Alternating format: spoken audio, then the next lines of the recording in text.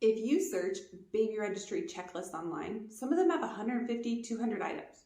You need a warehouse to store all the baby gear that you're bringing into your home. And you just don't have that much extra space, okay? It's ridiculous. At the end of the day, babies have very simple needs, okay? Eating, pooping, sleeping, transportation. But here's the thing, the baby industry, all these companies, they don't make money on convincing you to buy less. Their sole job is to market to you and make you get more stuff. In this video, I'm sharing how you can build a budget-friendly, practical baby registry. We're going to talk about where to spend, where to save, what to skip entirely, and how to do so in a, practical, logical, budget-friendly, and kind of ethical way, in my opinion. So I think all of this starts first with the philosophy and thought, not the list. So first we need to get in that mindset of minimalism, of focusing on needs, not wants. What is the difference between a need and a want? Like really, practically.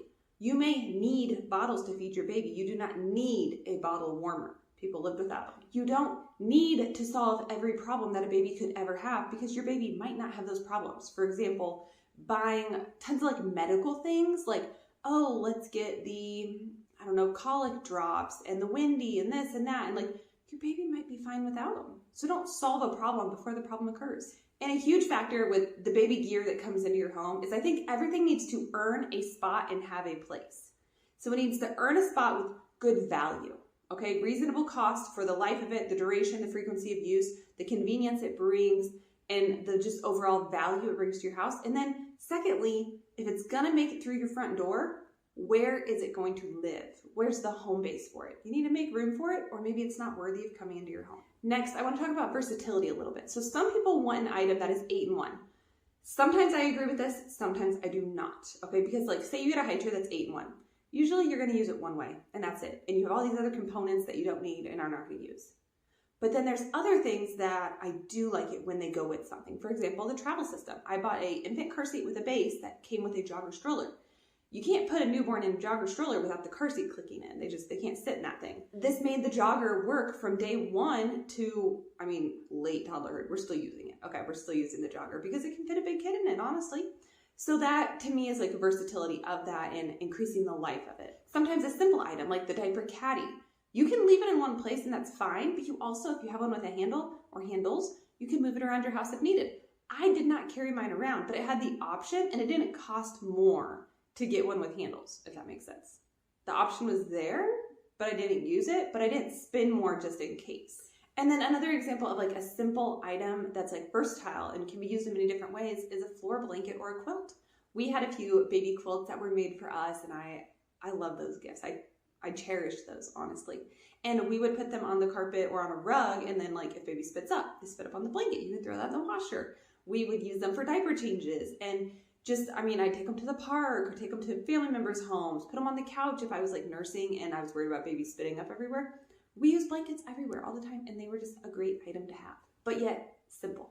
Another huge recommendation is to start small. It's great to have a small baby registry. Obviously you want to get the needs, the practical items, but don't overdo it, okay? You can add to it as you're going. You also can buy things for baby later. And I know you want to get the most bang for your buck, but at the end of the day, how many people are you inviting to your baby shower?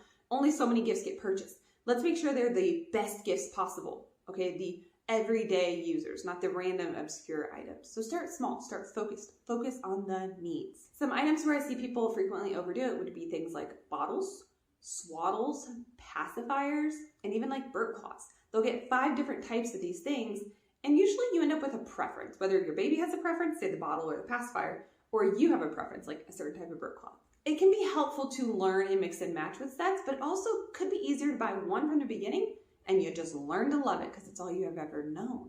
Maybe you love a certain type of burp cloth and I would hate it, but I never even tried it and I'm okay with that. Okay, I used flannel receiving blankets. That was what I liked and I enjoyed. Other people would never use those. It's not necessarily better or worse, it's just let's stay focused and practical and to the point. I don't think you need to introduce 5 different bottles to baby. I was a breastfeeding mom, but have one. Have one and really hope that they will take it. If they're really not, try a second one. But don't buy 5 different types on your baby registry. It's too much. And I also wouldn't recommend getting 20 of the same. Because what if they do hate it? Ooh, now you have a lot of them. So it depends on how much you're investing, the cost, but start small and add as you're going, whether it's via your preferences or baby's preferences. My next tip would be to skip luxuries and bougie products and get things that get the job done. So a bassinet, they make really fancy bassinets. I skipped a bassinet, we started out in the crib. You can also get a very simple bassinet that is quite affordable. Same with bouncers, swings, furniture in general, the larger pieces. There's a lot of luxury ones that you could skip. And then there's also luxuries like the wipe warmer. Just, you don't need it. You'll be fine without it. What you need to focus on instead is just a safe place for baby to sleep, or a convenient and simple way to change their diaper. People go really nuts for travel systems that are very expensive. You need a good stroller and you need a safe car seat. And honestly, when it comes to car seats, check the safety ratings, check the weight of it, check the size of it. Sometimes the more features a car seat has, the less safe it could be. I'm not an expert, do your own research, but you want something that is simple but yet reliable and safe. And also, this is totally my opinion, but there could be a car seat that safety rating is here and a car seat that safety rating is here, just a little bit below it. But if you do not buckle your baby in right, it doesn't matter how high that safety rating is. Like user error, not buckling them in and pulling the strap up, making sure it's tight. It's only a safe car seat if you use it right. Okay, I hope that makes sense. So it's not always about having the best, it's about doing your best. Okay, the products don't make the life and the experience, how you use them, whether it's consistently, safely, properly, whatever, that's what makes it. Okay, so skip the luxuries and go for simple and practical. Another strategy that I love is buying secondhand. So we all know you can buy baby clothes secondhand. They're lightly worn a lot of times because they grow so fast, obviously. Look out for stains, but overall, I love hand-me-downs.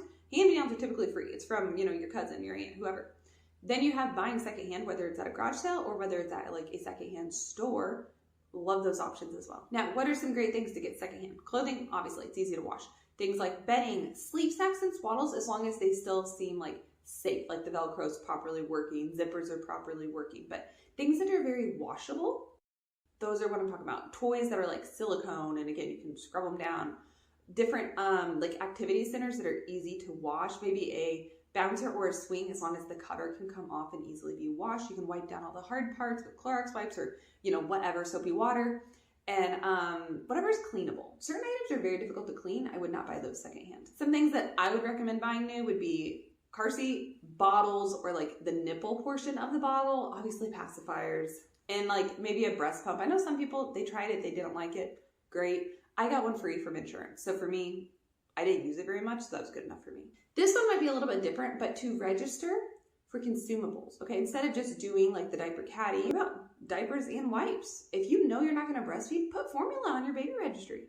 I don't think there's anything wrong with that. Personally, like consumables are the best items to have in your home because they get used up and they get burned through. And 2 months down the line, what are you spending money on? It's these consumables. So for me, put them on the baby registry. I also want to remind you that babies change quickly. All right, you're in a phase and it feels like your life revolves around this phase, but before you know it, you're on to the next phase. Don't overbuy for any one phase. You don't need 50 swaddles. You need 3 that you love. And then you know what you do? You rewear them sometimes. And if they get dirty, you wash them quickly. All right, you don't need to like shop like your whole life depends on one phase. They will be through it before you know it. All right, just get enough to get by, and you'll be okay. Now, I do want to highlight a couple products that I think would serve just about anyone in any family well. Diaper caddy, keeps you organized, keeps you on track. Some floor blankets, quilts, they're versatile. They can be used for anything and everything. And then as they grow up, it can be an actual blanket. Simple storage baskets. So if you don't buy an official diaper caddy, baskets come in handy, okay? Bows, little socks in their dresser, or just here, there, everywhere. Maybe you keep one in the pantry or somewhere in your kitchen for like the bottle rings or bottle nipples, or just throw all the bottle parts in there in general. Bins can come in handy and be helpful. I love a booster seat for in the kitchen. Cannot recommend one enough. The one we have, I cannot find the link for, but find one that sits in the chair. The tray can be stored under or it can be used on. They can sit with you and eat with you. I like a booster seat way over a high chair. Like, I babysat at way too many houses. I don't like a high chair. I'm a booster seat mama. So that's a recommendation I always make. And then a diaper bag. Everybody wants a diaper bag. Comes in handy. We no longer need to carry it places, really, for the most part. Kids are potty trained and all that. But I keep it in the car. It holds my backup outfits, any medication, things like that. So even after you're done with the diaper bag, it can still be a nice little backpack and a little storage container. And then I do have to say I recommend a travel system. Now, car seat stroller is up to you what you go with, but I went with a Graco Fast Action Fold. It came with the base, infant car seat, and the jogger stroller. I loved it. I love the compatibleness of everything. So for me, a travel system's the way to go. Obviously, you're going to need some sort of car seat for sure, and stroller is likely, but it doesn't have to be in your future. Up to you. The main idea that I hope you take away from this is that the items don't make the registry great, and the items don't make you a great parent, okay? You can be so thrifty on your baby registry, focusing on needs, getting secondhand. It's just about how you raise your baby. Do the research, and research more on how you want to parent, not what you want to parent with. Remember that babies need love, care, safety. They need all that more than they need expensive baby gear. All right, I've got so many more videos on my channel where I go into deeper some of these categories. So check them out if anything really sparked your interest. I look forward to seeing you there. And if you want help building out your baby registry, I offer one-on-one services. There will be a link down in the description where you can learn more.